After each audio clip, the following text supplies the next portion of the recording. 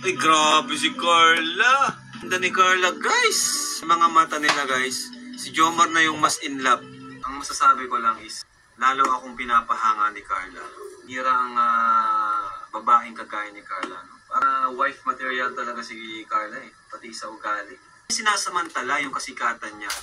Doon niya ako pinahanga, di ba? Habang tumatagal, lalo akong pinapahanga ni Carla.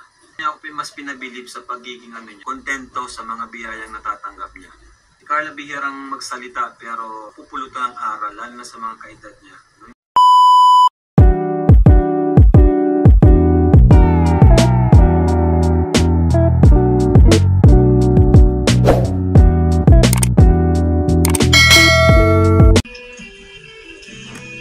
Grabe guys, shout out!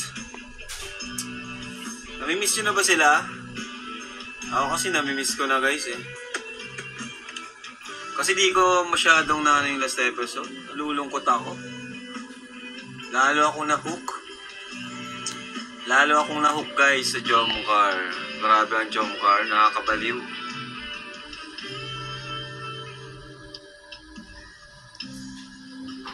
Tuwing kasama ka,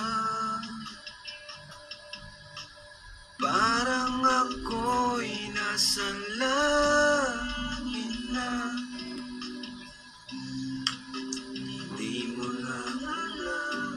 Yes, happy Mansari po sa Jomcar. Happy 18 everyone. Paano nga ba tumulay sa isang tabi? Ay binibigit, ngunit di mapawi ang kaiisip sa'yo, mga love. Ay, grabe si Carla. Ganda ni Carla, guys. Bira. Kaya naman si Joms, grabe, na-inlove si Joms eh.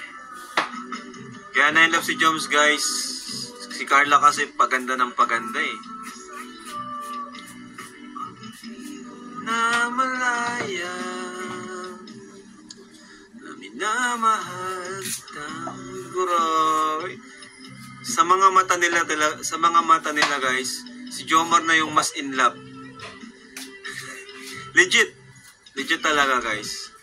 Sa mga mata nila sa tuwing nag-uusap, si Joms na yung mas in love ngayon. Yun talaga pakiramdam ko. Si Joms na yung nag-overthink. Grabe si Joms mag-overthink guys. Ngayon nagsusuma mo na ako'y ipal kita. Dapat mo pang... Grabe, tinan mo naman guys. Ganyan yung kasama mo pag pag road trip oh. Ay nako guys. Paborito ko tong episode na to eh. Yung basta yun, paborito ko yung 79. Ganda nun. Grabe yun. Grabe yun. Ayan. Tapos yung sa Palawan. Isa pa yun. Paborito ko yung sa Palawan.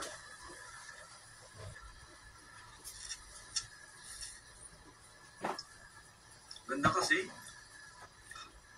Siyempre, yung birthday ni Carla, Mati, paborito natin yan. Birthday ni Carla. So, yan guys. Shout out guys. Yung last episode. Grabe. Nice. Pero, ang masasabi ko lang is, lalo akong pinapahanga ni Carla. No? Lalo akong pinapahanga ni Carla. Bihira ang babaeng kagaya ni Carla. No? Para siyang talagang wife material talaga si Carla eh. Pati sa ugali. Di ba guys? Kayo din ba? Hindi siya basta-basta na lang hindi siya basta-basta bumibigay. Pati sa material na bagay. Tingnan mo, bihira siya mag-upload. Hindi niya sinasamantala yung kasikatan niya. Doon niya ako pinahanga. Di ba? Kung iba yun na may ganung YouTube channel, ma-live yun araw-araw, ma-upload ng vlog. Pero siya guys, andyan na yung biyaya. Pero hindi siya nag-upload nga eh. Hindi siya nag-upload, guys. Di ba? Kaya habang tumatagal, lalo akong pinapahanga ni Carla. Sa kabila ng kanyang kasikatan, di siya nagbago. Ganun pa rin siya. Tingin niya sa sarili niya is dating Carla pa rin.